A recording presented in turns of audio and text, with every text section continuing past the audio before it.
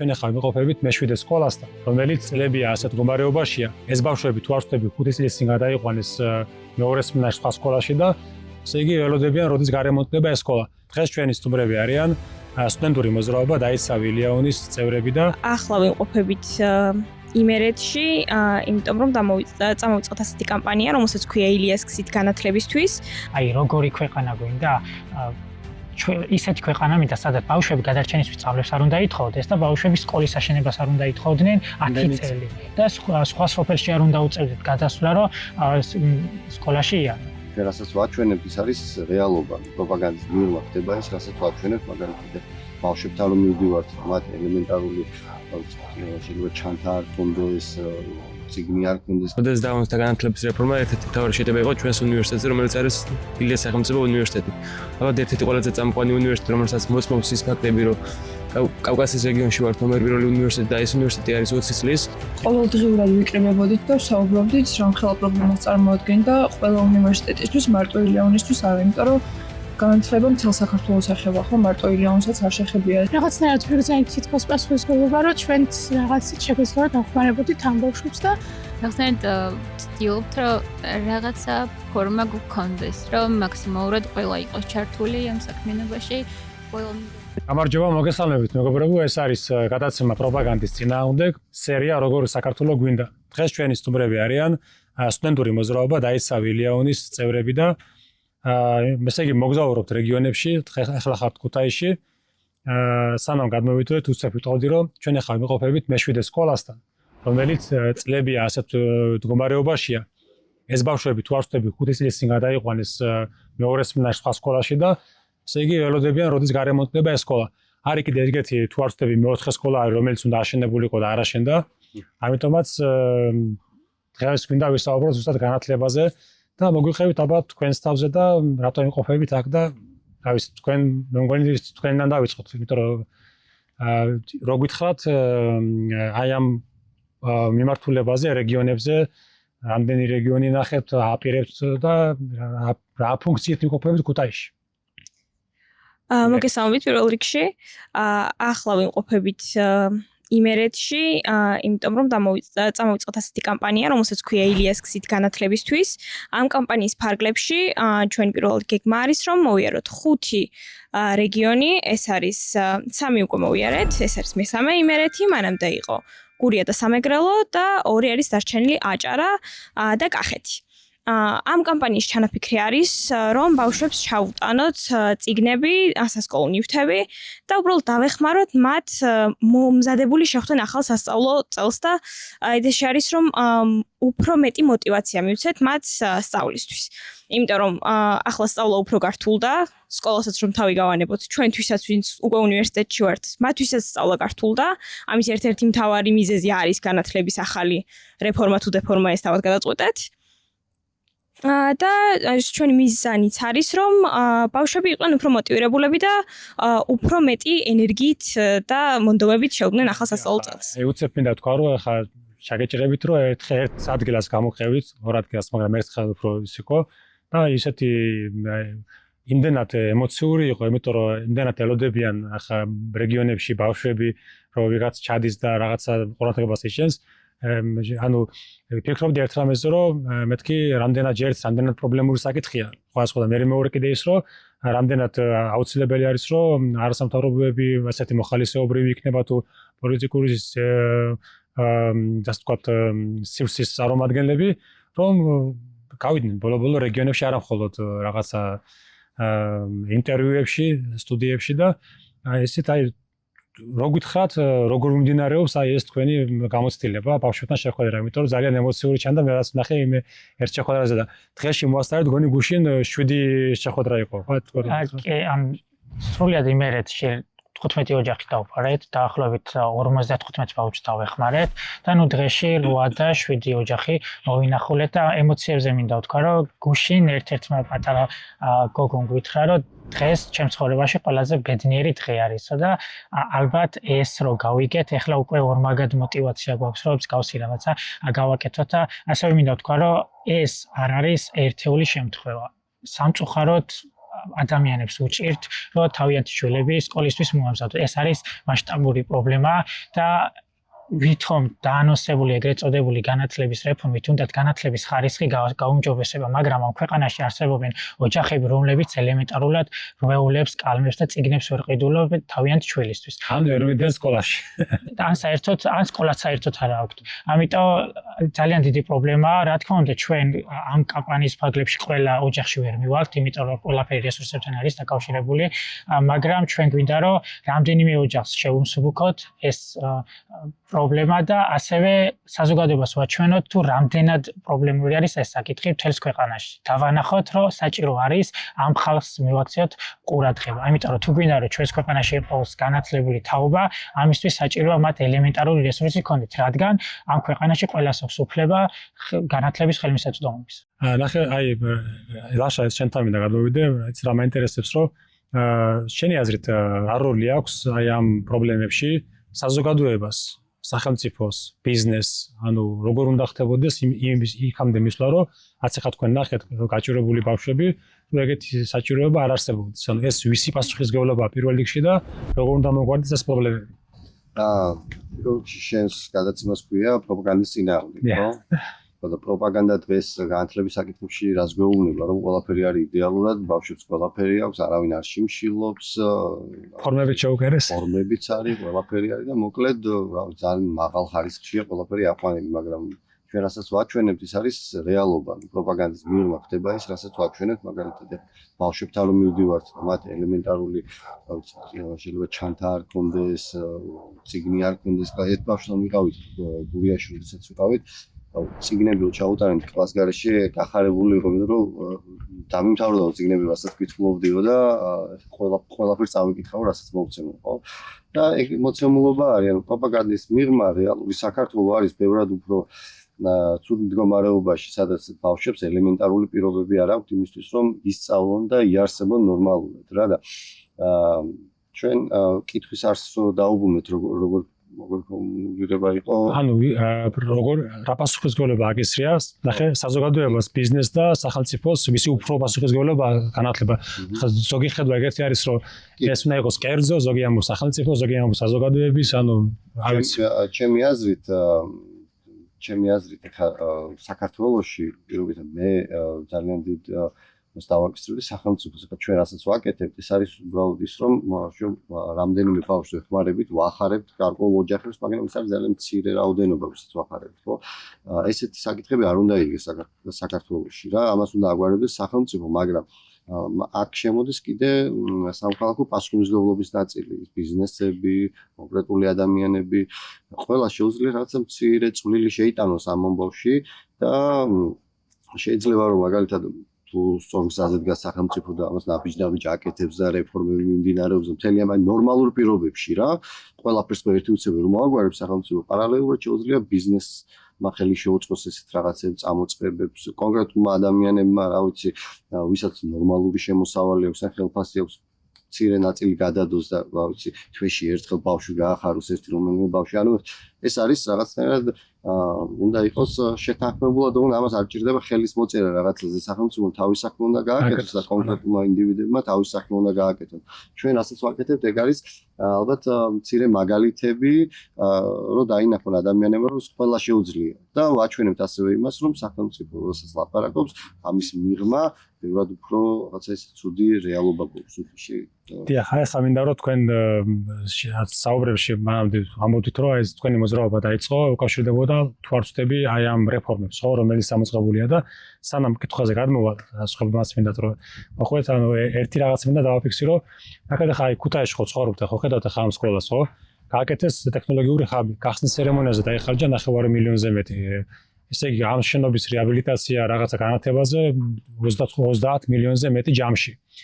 და ისე თქვა მინდა, კი ბატონო, ტექნოლოგიური განვითარება გვინდა, მაგრამ ახლა მახსენდება სულ ერთი მაგალითი, უცებ აი ესტონეთის მაგალითი, რომ ესე იგი, საშუალო განათლება აქვთ PISA-ს მონაცემებით რეიტინგებში არიან პირველ ადგილზე ევროპაში. გაასწრეს ფინეთს და აქვთ ესეთი რაღაცა, რომ ესე იგი, წაკითხulis გააზრებაში ხო 86%, ესე იგი, ანუ ამ ზღვარს ლახავს და ჩვენთან ეს მაჩვენებელი არის 33%. ამიტომ პროპაგანდა ნებისმიერ შემთხვევაში იმიტომ მუშაობს, რომ 70%-ს არ შეუძლია გაარჩიონ მარტივი ტექსტი. ესე იგი, იქ შეგიძლია უკვე ემოციები ჩართო, რაღაცა ჩართო, მოტყუება, ანუ ხო და ამიტომაც მინდა რომ აი თქვენგან რო დავიწყოთ, რა ვიცი, ამ რეფორმებზე, რატომ არის ეს, რატომ საიდან დაიწყო თქვენი მოძრაობა და კონკრეტულად რა საპროტესტებთ, რა არ მოგწონთ ამ პოლიტიკაში, აგეცოდებული ხელისუფლების ამ რეფორმის. პროში მადლობა ყურადღებისთვის. ჩვენი მოძრაობა შეიქმნა იმ იდეოლოგიით, რომ როდესაც დავამოწმდა განათლების რეფორმა, ერთ-ერთი მთავარი შეტევა იყო ჩვენს უნივერსიტეტზე, რომელიც არის ილიას სახელმწიფო უნივერსიტეტი.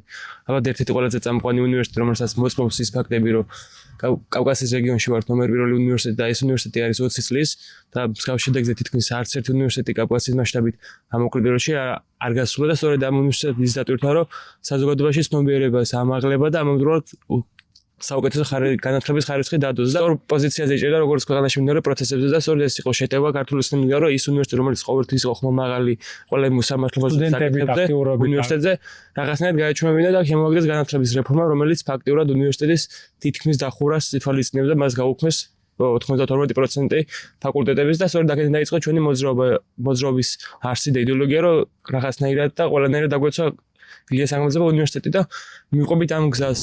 აქ შეკრებილი სტუდენტები ერთმანეთს ვითხოვთ ეგრეთ წოდებული რეფორმის გაწევას. უნივერსიტეტების ავტონომიურობის, ხელშეუხებლობასა და სრულფასოვანი განათლების უფლებას. ასევე მოუწოდებთ ყველა სასწავლებლის პროფესორ, მასწავლებელსა და აკადემიურ პერსონალს დაუმორჩილებასა და წინააღმდეგობისაკენ. არ შეცვალოთ არსებული კურიკულუმები. ყველა შესაძლო ხერხით გააპროტესტეთ პროგრამების გაუქმების საკითხი. ვიცავთ განათლებას, ვიცავთ ქვეყანას და გავართ სწორ პოზიციაზე და ამის არაერთ მაგალითი უკვე აჩვენა ჩვენმა მოძრაობამ რაღაც 6 თვეში. ყოველდღიურად ვიკრიბებოდით და საუბრობდით რამხელა პრობლემას წარმოადგენდა ყველა უნივერსიტეტისთვის, მარტო ილიანისთვის არა, იმიტომ რომ განათლება მთელ საქართველოს ეხება, ხო, მარტო ილიანსაც არ შეხებია ეს და აი საკმაოდ ბუნებრივად გამოვიდა ეს, რომ ხალხი შევიკრიბეთ და რაც ვაწუხებდა ის თქვით და დანკარია რომ ეს გამოვიდა და მე უკვე მოხდა ის, რომ ბუნებრივად მარტო განათლების პრობლემაც არ არის, იმიტომ რომ ეხლა ბავშვებთან რო დავდივართ, იმათ ყოველდღიურობაში ალბათ იმდენი გასაჭირი აქვს, იმიტომ რომ სადაც მივდივართ, მართლა ძალიან უჭირდათ ხალხს და მართლა ძალიან უხაროდათ ეს ყველაფერი რომ მიქონდა და შეიძლება ვერც ჩვენ შეიძლება ვერ ვგრძნობდეთ რამდენად ვეხმარებით იმ ბავშვებს, იმდენად ვხაროდათ ის ყველაფერი ალბათ ემახსოვრებოდა. დიახ და ისე იგი მარტივად რო თქვა, ეხლა თქვენი მოძრაობა არის რამოდენიმე მიმართულებით, ერთი არის ის, რომ ამ რეფორმის წინააღმდეგ არის, რომ იმიტომ რომ ყველანაირად ცდილობენ ფაკულტეტებით შეგამცირონ და შეგბოჭონ და დახურვაზეც იყოს საუბარი. მეორე მიმართულება არის ის, რაც თქვენ გააკეთეთ და მთელმა საზოგადოებამ მოიწონა, ის იყო დიუშენის ბავშვებზე ეს საოცარი პერიოდი მთელი საქართველოს თქვენ იყურებდათ და მესამე უკვე დაიწყეთ ის, რომ უკვე დაიწყეთ მოხალისეობრივად, ასე ვთქვათ, ბავშვებზე დახმარება. ახლა რამდენი ესეთი ორგანიზაცია არის, ან სტუდენტ მოძრაობა, რომელიც ნახევარწრიანიც მიაღწია და არ ვიცი, დაბა თუ ჩემი აზრით ახლა ყველა მისადაც აგათვისით ამ დიუშენის საკითხებზე, მაგრამ თუ რამის და ანუ რა ხდება თქვენს ორგანიზაციაში, რა გეგმები გაქვთ, როგორ ეს ყველაფერი რამდენად იმოქმედა თქვენზე და რა ვიცი, მე ახლა ხალხის მოლოდინი ესეთი არის ხოლმე ქვეყანაში, რომ რაღაცა ვიღაც რო გამოჩნდება, ხო, ყველა პასუხისმგებლობა უნდა რომ იმას აკიდოს. აი გამოჩნდნენ ახალი სახეები, ხო, ყველას უნდა რომ ეს არის ახაც მოძრაობა, ამათ უნდა გადააშინონ ქვეყანა, ესე არის ხოლმე და ყველაფერი უნდა მოაგვარონ, ეს ხდება ხოლმე და რომ მოგვიგეთ აბა თქვენ საამ გამოცდილებაზე. რამდენად განსაკუთრებით იმაზე, რომ მას თელი ქვეყანა ასე ვთქვათ გააერთიანა. ეს იშვიათი არის და როგორ მოახერხეთ ეს ყველაფერი. თავიდან როცა გავიგეთ დიუშენის მქონე ბავშვების შესახებ, რაღაცნაირად ვიგრძნით თითქოს პასუხისმგებლობა, რომ ჩვენც რაღაცით შეგვეძლო რომ დავხმარებოდით ამ ბავშვებს და აი ეს მოძრაობა რო შევიკრიბეთ, გაჟღერდა ეგ ამბავი, რომ თითქოს რაღაცნაირად ანუ რა გავაკეთოთ თვით დავეხმაროთ და ერთ-ერთი ჩვენს წარს ჰქონდა ესეთი აზრი, რომ ჩავრთოთ Facebook-ზე უწყვეტი live stream-ი. ეს არის 24 მაისი, არის 22:45 ან 15 წუთი აკლია 11. იმას ნიშნავს, რომ 15 წუთში შესრულდება 100 საათი, რაც live-ი არის ჩართული. ეს დაიწყო 20-ში 7 საათზე. და ეს live stream-ი გაგრძელდება მანამდე, სანამ არ აგროვდება საწყის ეტაპზე 100,000 ლარი თქო.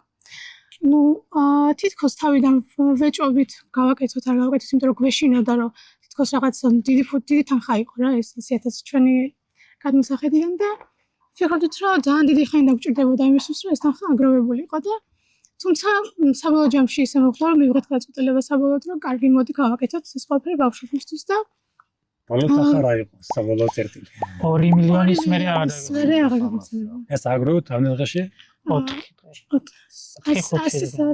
საათიან ეს უპირატესად სოლიდარობა იყო საზოგადოებისგან და კარგად გაფრთხილი თქვენი 100,000 ადამიანმა ჩაიწერა. კი, დაახლოებით 100,000. რა გეგმები გვაქვს მაგის თქმით ცოტა რთული არის, უბრალოდ რითიც გამოირჩევა ალბათ ეს მოძრაობა არის ის, რომ რაღაცნაირად ვცდილობთ, რომ რაღაცა ფორმა გქონდეს, რომ მაქსიმალურად ყველა იყოს ჩართული ამ საქმიანობაში, ყველა მიღებულად იგრძნოს თავი და თუ ვინმე სურვილი ექნება, აუცილებლად შეეძლოს რაიმე ფორმით ჩაერთოს ნებისმიერ საქმიანობაში. ამისთვის არის სხვადასხვა რაღაცა ფუნქციური ჯგუფები, რომელშიც შეგიძლია იპოვოს საკუთარი თავი და რაღაცა მინიმალური ძალისხმევით გააკეთო საქმე, რომელიც რაღაცა დიდ საქმეს შეიძლება ემსახურებოდეს.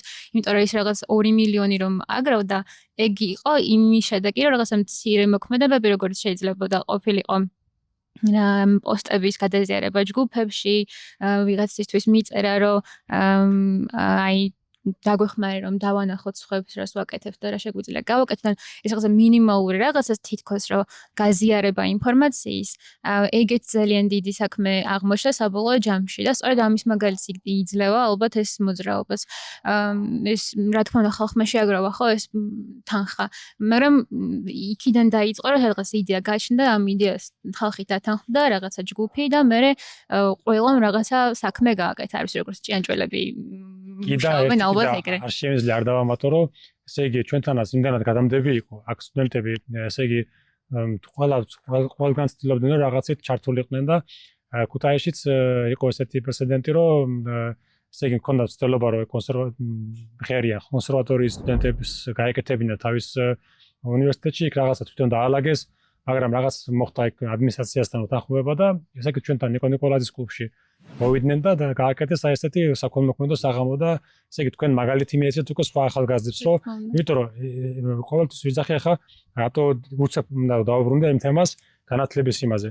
რატომ გასაი თუ კი ახალგაზრდას არ აქვს განცდა რომ აკეთებს კარგ საქმეს ან რეალიზდება ან რაღაც პერსპექტივა გააჩნია, ხო, ყოველთვის მე შემოდის მეორე მხარე. ან თუ კი რაღაც არ ვითარდება, ის ყოველთვის იძირება და შემოდის ხოლმე, რა ვიცი, 1000 რაღაცები გვესმის უბედურება, ზოგი ეკაცა მასწავლებელი მოკლეს, ზოგი ნაცისტური ორგანიზაციები, ან ნარკომანიაზე, ხან იმაზე, ავარიული მდგომარეობა საგანგაშო არის და ცუდი მასში, ამიტომაც უნდა გავუფრთხილდეთ ესეთ წამოწყებებს და მაგალითები ძალიან მნიშვნელოვანია. ხა ის გამოხსენდა რომელიღაც სადღაც რომელიღაც უბანში, მგონი თბილისის პატარა ბავშვები გამოვიდნენ და ეგენი ყიდნენ თავიანთ დამზადებულ სამაჯურებს, რომ მე ფული შეეგროვებინათ თანატოლებისთვის.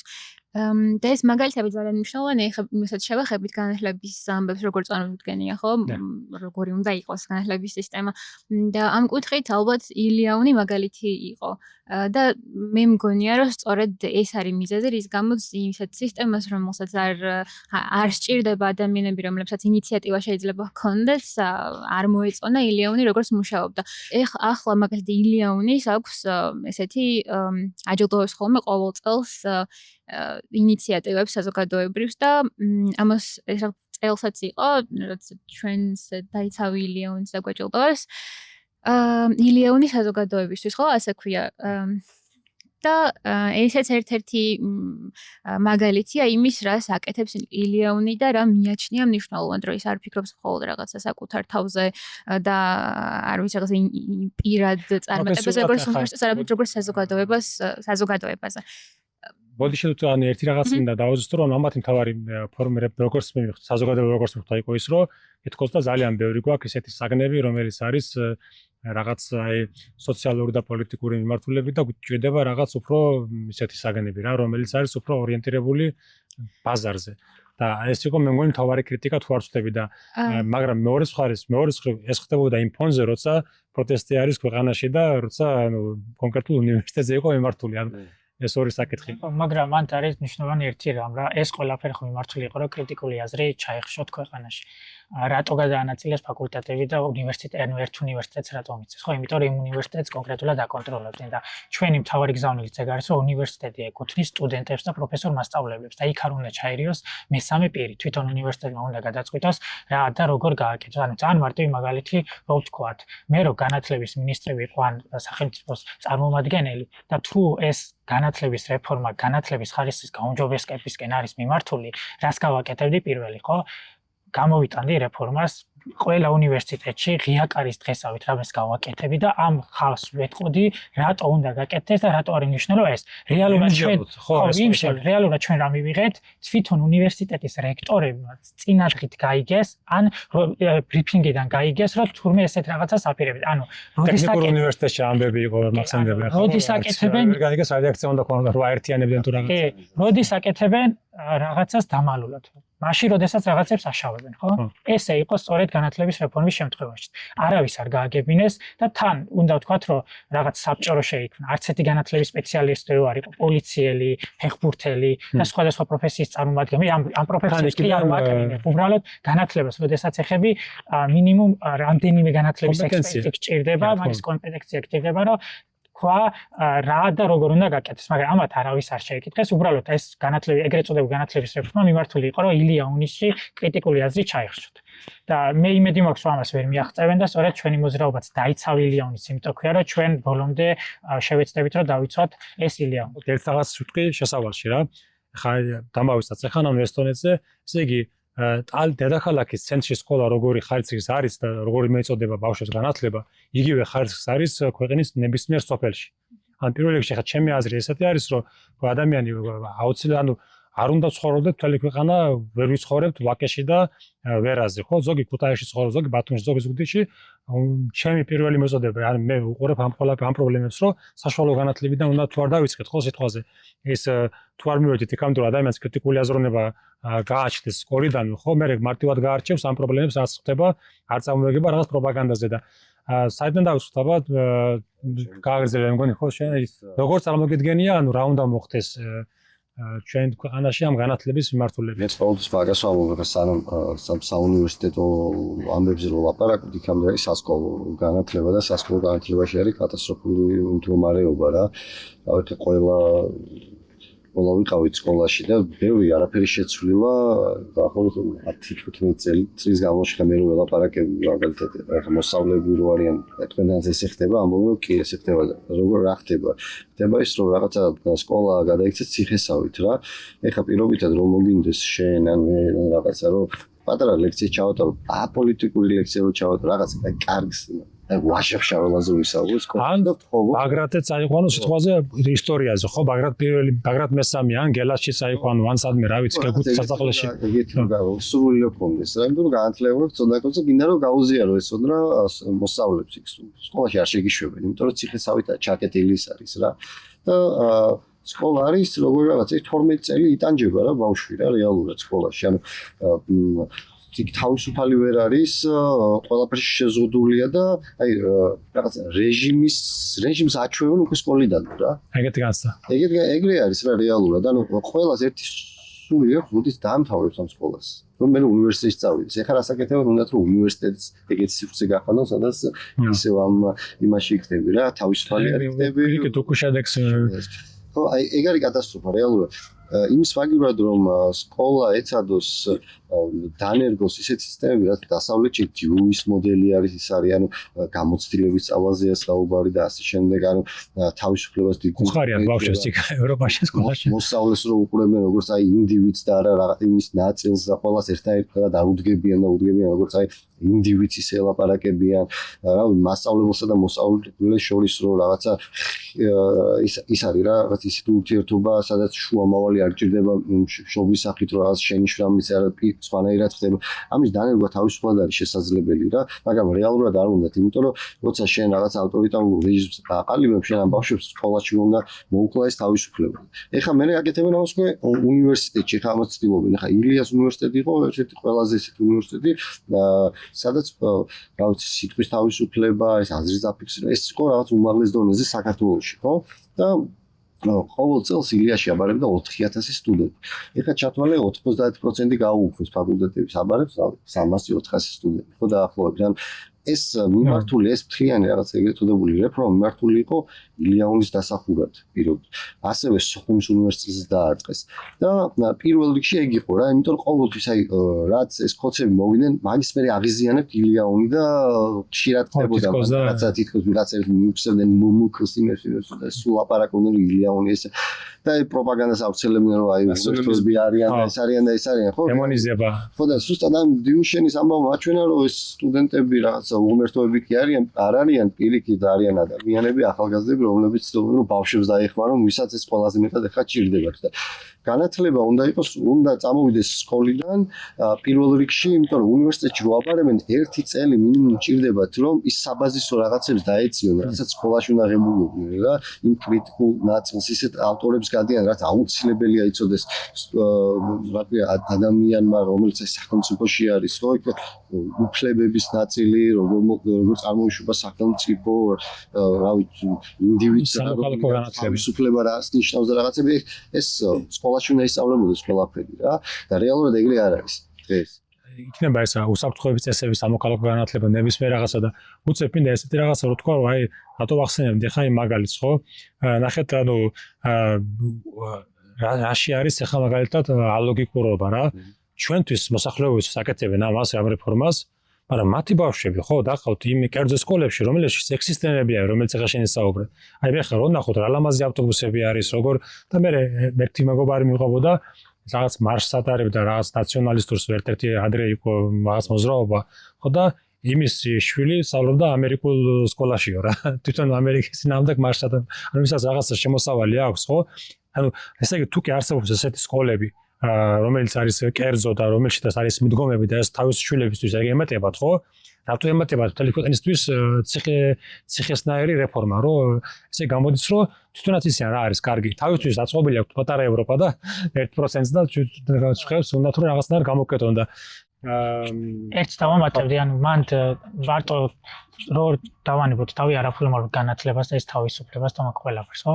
ანუ მე ამათ ვურჩევდი, რომ ქალაქის სკოლებს გარეთ გავიდნენ და ნახონ რეგიონებში რა პრობლემები. ანუ სულ რო თავი დავანებოთ ყველაფერს სკოლებში მასწავლებლები არ ყავთ, ანუ ინგლისურის მასწავლებელი არ ყავთ და კონკრეტული საგნის მასწავლებელი არ ყავთ და სხვა საგნის მასწავლებელი ანუ საათებს იღებს, იმიტომ რომ ეგ საგანი უბრალოდ ისწავლებოდეს და როგორ ისწავლება და რა ისწავლება ეგ მაგას არავინ არ აქცევს ყურადღებას. ანუ მე ძალიან ბევრი სკოლა ვიცი, სადაც მასწავლებელი არ ყავთ ელემენტარული, ან ინგლისური შეასწავლონ, ან ფიზიკა, ქიმია და ასე შემდეგ. როდესაც გვიწევს, ანუ როდესაც ქვეყანაში არსებობს ასეთი პრობლემები, რით ცვლიან ესენი, რომ თურმე ფორმებს დაარიგებენ და ამით ყველაფერი მოგვარეთ. ეხლა სკოლის წინ ვართ, რომელიც არ აშენებულა, ხო? ნაძალადებში თბილისში 3 თუ 4 სკოლა, რომელიც რამდენიმე წელია შენდება, დაანგრიეს, სხვაგან გადაიყვანეს და ასე შემდეგ.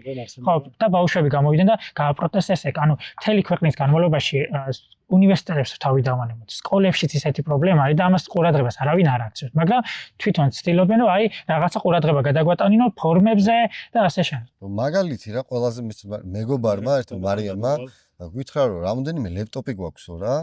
ეს ორგანიზაციი და რაღაცით არასამთავრობოთია. ლეპტოპი გვაქვს და გვინდა ვისაც ჭირდებაო ბავშვებს რომ მივცემთ რომ ვაჩუქებთო. და ძალიან ახლობელი ვისაც აი ბავშვებიდან ვიცნობ რაღაც ჩემ მეზობლით დაუკავშირდი და დირექტორია რა სკოლის და უთხარი რომ აი ესე ლეპტოპები არის და ვისაც ყველაზე მეტად ჭირდება მეთქი აი ვაჩუქოთ რა. და დამიკავშირდი მეთქი რაღაც და დეტალებზე რაღაც შევთ. არც კი გავულიო რომ დაერეკა ჩემთვის რა.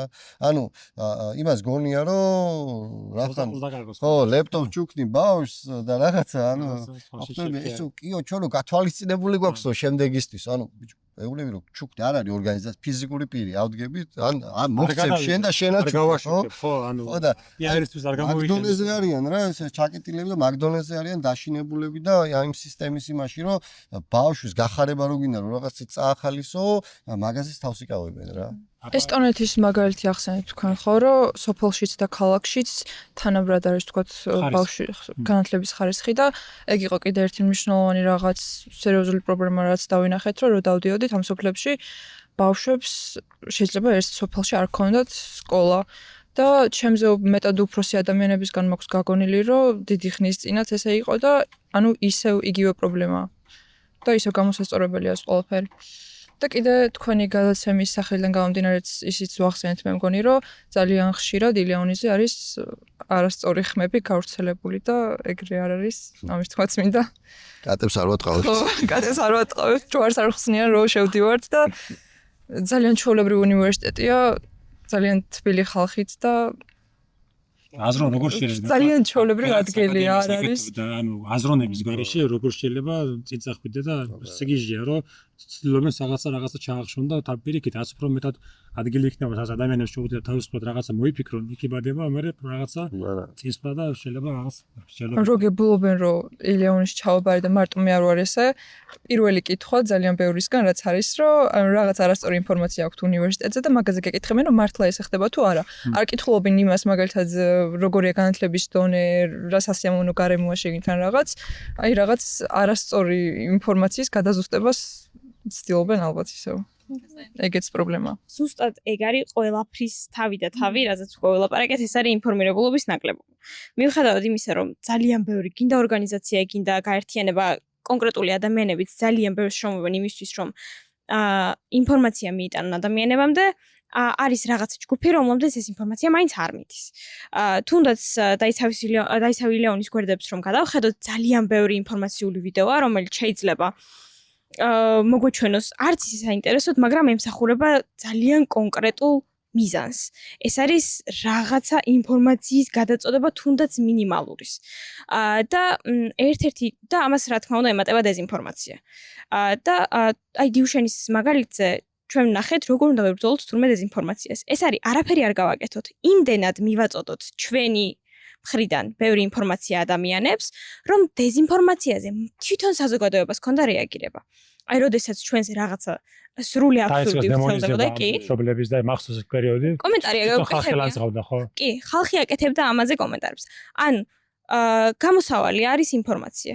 თუ ყველა მიცის რეალობაში რა ხდება, ვერანაირი ტყუილი, ვერანაირი დემონსტრაცია, ვერაფერი ვერ უშველის, იმიტომ რომ ხალხი თვითონ მიხვდება რომ მათ ატყუებენ და ამაზე რა თქმა უნდა ექნებათ უკვე რეაგირება. კონკრეტულად სიტყვაზე რისიდან ერგვას ისურვებდი. ახლა მაგალითად ყოველთვის კიდევ ერთხელ ვიმეორებ საშუალო განათლებაზე მაქვს უფრო მეტი აქცენტი, იმიტომ რომ როგორც ფორმირდება მოზარდის მიდგომები სწავლის მიმართ და განათლების მიმართ, მე იშვიათია რომ რაღაც მე გაუხდეს ინტერესი თუ მანამდე არ აქვს და. კი ბატონო.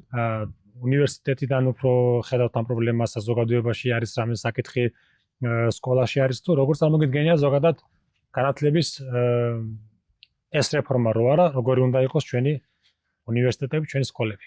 კი ბატონო. ერთ-ერთი რასაც ვისურვებდი, ჩემთვის ალბათ თავარი განათლებაში რაც ყველაზე დიდი პრობლემა ის არის სკოლის განათლება და სკოლიდან იწყება ყველაფერი რაც ეხება განათლებას. დღევანდელი განათლების სისტემა რა სკოლაში არის, ეს არის სრულიად აი რაღაც საშინელება, ციხე როგორც ლაშა მახსენა, ეგ არის ჩვეულებრივი. აქ ბავშვებს არ აქვს რაღაცა სიახლის გაგების, მოტივაციის მიმცემის საკითხები და უბრალოდ 12 წელს ატარებს კონკრეტული მასშტაბლებლობის გარემოცვაში, რომელიც მხოლოდ იმას ეესაუბრება, რაც თვითონ იმ ქალმეტოდმა იცვის. აქ არიბადება რაღაც აზრი რო სიტყვაზე თითოეულ თან ბოდიში და ერთი სამი აქ ქუთაისში დიდი პრაქტიკაა და უნდა ვახსოვს აუცილებლად ეს დიდი სკოლები, რომლებიც არის წარმატებული პირველი რადაფები არის, ხო, როგორი გვარები და სახელები, ესე იგი ბავშვი დამატებით თუ არ მიიყვანე იმ მასშტაბლებლებთან რომლებიც დამატებით ხოვთ ხელფასები, ხოვთ რაღაცები. ესე იგი, ჩემი მეგობარი ყვებოდა, რომ ყველას კიდე დამატებით დაყავთ ინდივიდუალურად კიდე უნდა უხადო ფული. საჯარო სკოლა არის, წარმოედგინეთ. მის ვალდებულებაში არის, რომ ბავშვი გაზარდოს და თუ არა და მე უკვე ზოგი რაღაცა ყველა ხო, ზოგი რაღაცა ხდებაო და ბოდიში და კი ბატონო, მართალია. სრულად ამოუწყდა ფენომენი. ხო, სკოლაში არაფერი არ ხდება ისეთ, რომ ბავშვს მიეცეს სწავლის ხალისი და ჩვენს დავინახეთ რეგიონებში სერიოზულად, რომ უბრალოდ სკოლა რაღაცა ნეგატიურ კონტექსტში გამოიყენება ბავშვებისთვის. უყურს ერთ-ერთი საგანი სპორტი, რომელსაც უბრალოდ თავისუფალ დროს ატარებენ და ეგა პრობლემა, რომ სკოლაში არ იქნება რაღაც სიახლოვე ბავშვმა რაღაცნაირად ჩაერთო. ნაწილის უნდა იყოს. ყველაზე მეტად მე პირიქით მგონია ჩვენ ამ ქალბატონების და ჩვენი მასწავლებლების ხო მამაკაცებიც არიან, მათი დამცირება მგონია, როცა ესე იგი ასე პარტიულად ნებისმიერი ხელისუფლება რო დააყავთ სტადიონებზე და რაღაცა ოჯახის ეს მინდა ქუთაისში ვიყავი და არ იყო ქუთაისელები გამოსული გავედი ცენტრში. ჩამოყავთ რაიონებიდან მასწავლებლები და კიდე ისე არის დამოკიდებული ამ ხელფასზე ამზადებს მე ბავშვებს ინდივიდუალურ სიგიჟე ხდება. ეს ნამდვილად უნდა მისცე კარგი ხელფასი, პოლიტიკა მოაშორო და უნდა გაზარდოს ბავშვები. ხო, მარტივი რაღაცა არის. ესე იგი, იჭერეთ ციხეში რაღაცა იყენეთ იქით, აქეთ კიდეც ისეთი მდგომარეობაში ჩდება, რომ კიდე დამატებით ბავშვებისგან მიიღოს, არ ყოფნის ის ხელფასი და ინდივიდუალურად ამზადებს ამ ბავშვებს, რაც უნდა გააკეთოს ევალებას წესით, ხო? რეფორმას თუ აკეთებ, უნდა დაიწყო არა უნივერსიტეტი, არამედ სკოლიდან, იმიტომ რომ სკოლა დღეს აი კატასტროფის დონემდე დასული და როდესაც ის მთავარი წერტილი რაც განათლების ბოლო საფეხურია იმას უკეთებ რეფორმირებას და თითქოს გინდა რომ ეს რაღაცები ილუზიით შეანახო რომ ესეთი უნდა იყოს და არა ისეთი როგორც დღეს რეალურად საქართველოში უნივერსიტეტებში განათლება ეგ არის რა უბრალოდ ბავშვებიდან ჩაკლა რაღაც მოტივაციის მე იქაც ვერ გამithარდება და საბოლოო ჯამში ვღებულობ მოსახლეობას რომელიც რაღაცა ელემენტარული ეგება რაღაც თემა არის მაგალითად ეხლა შეხვალ გაზრების უნარიც არ შეუძლია და უცებ რაღაცა ერთ დღეს მოხდა მოდი ერთ დღეს იყო ფეხმძიმე ხალი გარდაიცვალა სამწყობოში 6 თვის ფეხმძიმე და ესე იგი მთელი ერი უცებ განიხილავდა შეაგენა თუ არა დუმბაძეს მეყნა თუ არა შევარცხობა დუმბაძეს გონისე ხო ან წარმოგიდგენ ხა როგორ მარტივად ახერხებენ მე ანუ რაღაცა პრობლემა რაც არის ჯანდაცვაში განათლებაში რაღაცა რომ მოხდება ან ტრაგედია ხო ამას მე უკვე რაკიღა კრიტიკული აზროვნება არ არის საზოგადოებაში უცებ შემოაგდებენ ემოციურ თემებს და ესეთი განცდამა უკვე ბოლო დროს რომ რაღაცნაირად თითქოს და რაღაც იწერება ეს ყველაფერი რა რაღაცნაირად უკვე მართავინ ის თქვა და ერთ-ერთი პრობლემად კიდე მიმაჩნია ის, რომ ანუ ბავშვებს სკოლის ასაკიდანვე უნერგავენ იმ აზროვნებას თითქოს, რომ აი სკოლას როგორც კი დაამთავრებენ, უნდა ჩააბარონ უნივერსიტეტში და ეს არის აუცილებელი და ამის გარეშე წარმატებას ვერ მიაღწევ, ანუ თითქოს ბავშვებს ეს ჩანერგილი აქვთ უკვე. და ისე აღმოჩნდება ბოლოს, რომ ანუ თითქოს რაღაც პრესტიჟულ პროგრამას აირჩევენ, იმის გამო რომ უბრალოდ უნივერსიტეტში ჩააბარონ და ხალხი რა სიტყვის და ანუ ჩააბარებენ კონკრეტულ პროგრამაზე და საბოლოოდ ისე აღმოჩნდება, რომ დაამთავრებენ ბაკალავრს, მაგისტრს და ანუ ვეღარ დასაქმებიან იმ პროფესიით, რაც ჩააბარეს და ეს არჩევანი უბრალოდ საზოგადოების ნაცვლად პრობლემები. ანუ დასაქმების პერსპექტივა არ ჰქონდათ ამ ხალხს, ან თუნდაც ხო ანუ მე მგონია რომ ეგეც პრობლემაა და ანუ დასაქმების პრობლემაა იდეაში ქვეყანაში. მაგ აგერ რაღაცა თქვი ხა, იმიტომ რომ ჩვენ საზოგადოებაში ხო ექიმი ან იურისტი ხო? და ესე იგი ოდითგანვე და ანუ თუ ექიმი ხარ, ესე იგი რაღაც სასწაული ხარ, ანუ ეგეც მას გინერგავენ თითქოს. თუ ექიმი ხარ, კარგად გათხოვდები. მაგაც. თუნდაც. როგორც ამოგიდგენიათ, ანუ სად არის მთავარი პრობლემა და ან პირიქით პრობლემა თუ არა როგორ გესახებათ აი ჩვენი განათლების სისტემის გაუმჯობესება. ერთ მაგალითზე თუ ან რა ვიცი. ერთ მაგალითზე მგონი რთულია მაგის თქმა. საერთოდ იმდენი პრობლემაა, რაც ეს ყველაფერი ერთმანეთს უკავშირდება, რომ ძალიან რთულია რომ რაღაცა ერთ პრობლემაზე ილაპარაკო და იქიდან ამოხვიდე. არ ვიცი, ალბათ ყველაზე მთავარი არის ის, რომ გარემოა პირველ რიგში მნიშვნელოვანი. ანუ თუ არ არის თავისუფალი გარემო, შეუძლებელია ვიღაცას დააძალო, რომ ან ცუდად მოიქცეს, ან კარგად მოიქცეს. ნებისმიერი ქცევა ძალიან რთულია, რომ მაგ შემთხვევაში რაღაცა წაახალისო.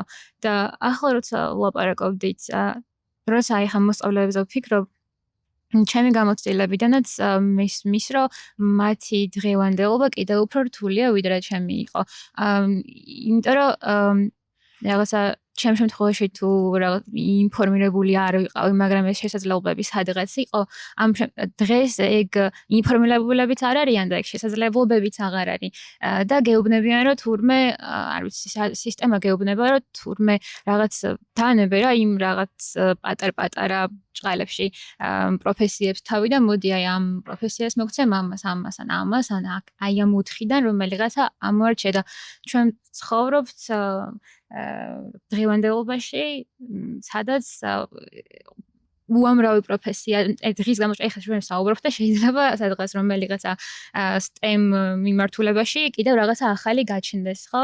რაც ძალიან რამაც შეიძლება ისეთი პრობლემები გადაჭრას, რომელ პრობლემასაც შეიძლება შენ ამ მომენტში ვერ აღიქვამდე, მაგრამ ის პრობლემა შენზე გავლენას ახდენდეს. ეხლა მგონია რომ ალბათ უფრო რაღაც მათემატიკას ავირჩევდი და STEM მიმართულებას ავირჩევდი, რომელიც იმასაც აერთიანებს, ამის რასაც ვფიქრობ, მაგრამ ის ადამიანი, ვინც მე მასწავლე და მათემატიკას, არც გვიტარებდა, ხო? იმ რაღაც გაკვეთილს რაღაც 5 საათიდან 1 საათი გვიტარდებოდა და ახლა არ მგონია რომ 5 საათს უტარებდეს იმ მოსწავლეებს ხო, შეუძლებელია, იმიტომ რომ მაშინაც იყო გადართული იმაზე, რომ როგორ მოეძია ეს მეტი ხმა მართველი პარტიისთვის და ახლა ზუსტად ვიცი, რომ კიდევ უფრო მეტად ჩართულია ამ ამბავში, რომ როგორ მოიძიოს მეტი ხმა მართველი პარტიისთვის და ამ მომენტისთვის ძალიან პრიმიტიულია, მაგრამ ხო, ეს არის ჩვენი პრობლემა, რომ მოსწავლეებს არანაირი შესაძლებლობა არ აქვთ არ ვიცი, იკვლია საკუთარი ინტერესები და მე კიდე არ ვიცი, იცოდნენ როგორ შეუძლიათ რომ ეს ინტერესები გამოიყენონ, არა და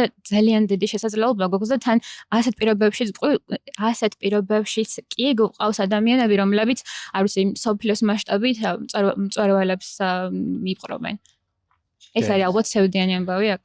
ერთ დავამატებ მაგაზე, ისევ რომ უნივერსიტეტს დაუბრუნდეთ რა, როგორი უნივერსიტეტი გვინდა.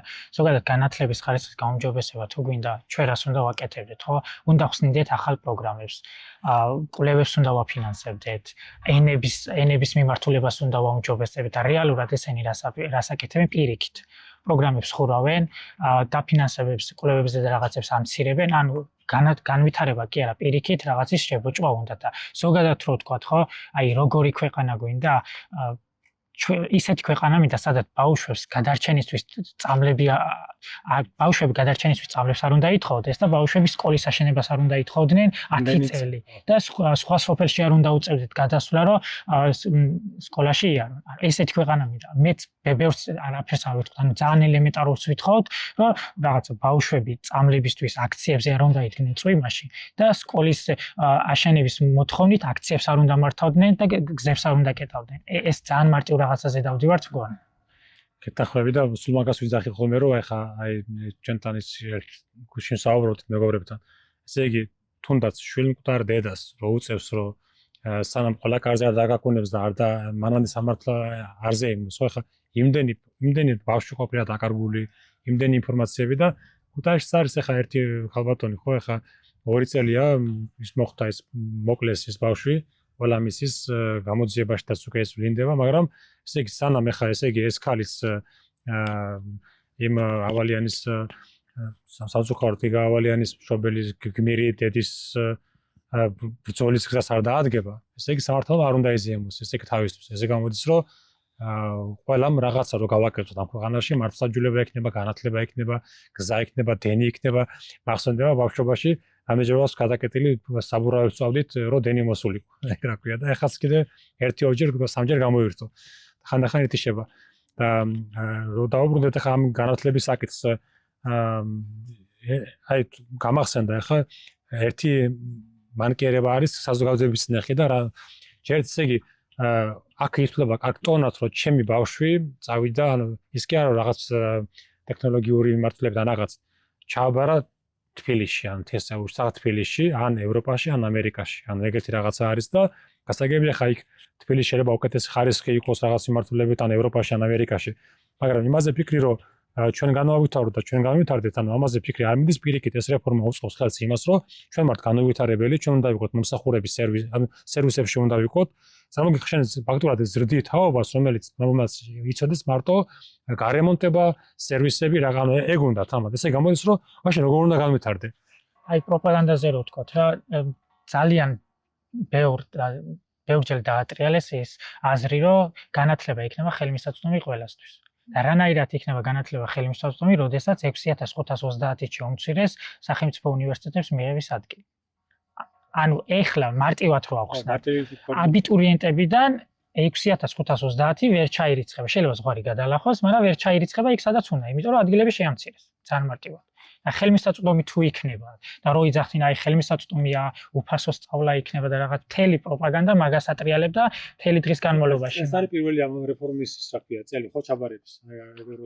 გამოჩნდება ეს ყველაფერი, მე მგონი ეგ საკითხები. აი ხა რამდენიმე შეიძლება ერთ კვირაში უკვე დაიდოს ჩარიცხვის ამბავი და გვეცოდინება დეტალურად და აი ჩვენ არ გვინდა რომ ეგრე ვთქვათ, მაგრამ რაღაც დაიცავი ლეონის დაარსებიდან იმდენი ვიდეო დავდეთ რომ ამას აკეთებენ და ამას აპირებენ და სამწუხაროდ უკვე ჩანს რომ 6 თვის წინ მართლები ვიყავით და რასაც ვამბობდით, სამწუხაროდ ეგრე იყო. ჩვენ ვიმედოვნებდით, რომ ნეტა არ ვიყოთ მართლები და ეგრე არ ყოფილიყო, მაგრამ სამწუხაროდ ისე გაუარეს ეს ყველაფერი, რასაც ვიძახდით და ვაფრთხილებდით, ზუსტად ეგრე ხდება და ეგრე შეამცირეს ადგილები, თავიდან იძახდნენ უფასო სწავლა, მაგრამ მე ეხა უკვე დამატებით კრიტერიუმები დაუმატეს და ეგეთი ხელმისაწვდომი აღარ არის თურმე და სკოლაზე ცალკე მგონია, რომ ერთ რამდენიმე გადაცემა უნდა ჩაიწეროს ამ ეგრეთ წოდებული რეფორმით სკოლას რას უკეთებენ. მოატყუეს ხო? ეგეთი ტრადიცია არის ხოლმე, რომ თქოზე ბანკეტებში მშობლები უნდა უთქვა ახლა პირდაპირ ამ გადაცემაში რა. ვერ წამოგიგია სესხებს იღებენ ხოლმე, რომ ჩაუტარონ საკუთარ ბავშვებს კი არ ვაკრიტიკებ, რა თქმა უნდა, სკოლას ვამთავრებ, კარგი რაღაცა არის. მაგრამ იმდენი რაღაცა, ანუ იმდენი მიმართულება სჭირდება გადააზრება საზოგადოებაში და ისე ვარ ჩამორჩენილი მოწინავე ქვეყნებს და იმდენად გვინდა რომ დავეციოთ, ხო? აი, იმას მაინც არ ვიკლებთ, რომ უნდა გამოვიყურებოდეთ კარგად და ეს ალბათ ჩვენი ხასიათის მაჩვენებელი, არ ვიცი, ცუდია თუ კარგია, მაგრამ რაღაცნაირად საზოგადოებაში მართლაც აი მენტალიტეტის საკითხს რო დავუბრუნდეთ, არ მინდა ესე გამომივიდეს, ახლა თითქოს და ბანკეტის წინააღმდეგი ვარ და რაღაც წინააღმდეგი ვარ. რა თქმა უნდა, ყველაფერი ყველას გვეკუთვნის, რა ვიცი, ყველაფერის ვიმსახურებთ, მაგრამ არ ვიმსახურებთ მართლაც ახლა აქ პროტესტებიც იყო, კადრებიც არის, მშობლების მოდიან და ახლა კიდე ვადამიცეს. უბრალოდ მაინტერესებს, აი მე მაინტერესებს პირადად როდის გაკეთდება ეს სკოლა. აი არ ვიცი, დავბერდები, არ დავბერდები, მაგრამ აი უბრალოდ მაინტერესებს რამდენი ხანი დაჭირდება კიდევ რომ ეს სკოლა გააკეთოთ. და ეს არის ჩემი მთავარი კითხვა. და ჩვენი ოპერატორი სწავლობდა ამ სკოლაში და მისგან ვიცით ეს ინფორმაციები. წარმატებებს გისურვებთ, ამიხარდა ძალიან, ესე იგი მე მგონი მისაბაძი არის და თქვენში გამოყოფთ იმას, რომ აუცილებელი არის უნივერსიტეტში იყოს ასე ვთქვათ სტუდენტური აქტივობები, ასეთი მოძრაობები, თვითმმართველობები იყოს თავისუფალი და თუ კი უნივერსიტეტი იქნება სტუდენტების, ხო, თვითონ აირჩევენ ყველაფერს პროგრამებსაც, მე თუ მეთქვით რექტორებსაც, დეკანებსაც ყველას და სკოლაში თუ კი ეს მიდგომა დაინერგება, თქვენ თქვით რომ ეს აკვი მაშინაც დირექტორი, ახაც დირექტორი არისო. როგორც ეს თუ კი სკოლიდან დიქტატურა იწყება, მე პრემიერ-მინისტრთან ან ინვესტორ რომ იხვალ ის კითხვის რომ მე რატომ უნდა გადავდგე, ხო? ყველა სადაც სკამზე დაждდა, იქიდან არ მიდის და ამიტომაც რაღაცნაირად ეს დემოკრატია თუ შემოვა ყველა სივრცეში, ალბათ რაღაც შეიძლება ვეშველოს. იმას ვიტყვი, რომ ილიასკის განათლებისთვის შემდეგი გაჩერება არის ბათუმი და კახეთი, ანუ აჭარა და კახეთი და ხალხს შეუძლია რომ ამაში მიიღოს მონაწილეობა, ან აუცილებლად ანოს ან ჩვენს გვერდზე არის მითითებული. გამეწონა ძალიან რომ ესეთ სახელწოდება აქვს შერჩეული ილია ჭავჭავაძის გზა. ამას უკავშირდება. მადლობა თქვენ. მადლობა თქვენ და მადლობა. მედია ის გარემონტი. შემდეგ წელს ჩამოვა. გესტუმრეთ და ხოდაშორის შემდეგსაც გაპატიჟებით და დავждეთ ამ ადგილას თუ გარემონტებული იქნება ძალიან გაგიხარდა. მაგას აჯობია პირიქით, ახლა ზოგი წელს რა თუ არ მიდიხარ, პირიქით აქ დავждებით გარემონტებულ ფონზე პირობას ვждებთ მომდევნო წელს და აქ ჩავწერთ რომ გადავხდით მადლობას რომ ეს შენობა გაკეთდა. ხვალიდან დაიწყება უკვე საქმე. დაიწყება. დიდი მადლობა გამოიწერეთ გვერდი და კომენტარი და აუცილებლად დავეხმაროთ ასეთ ინიციატივებს. მადლობა. მადლობა.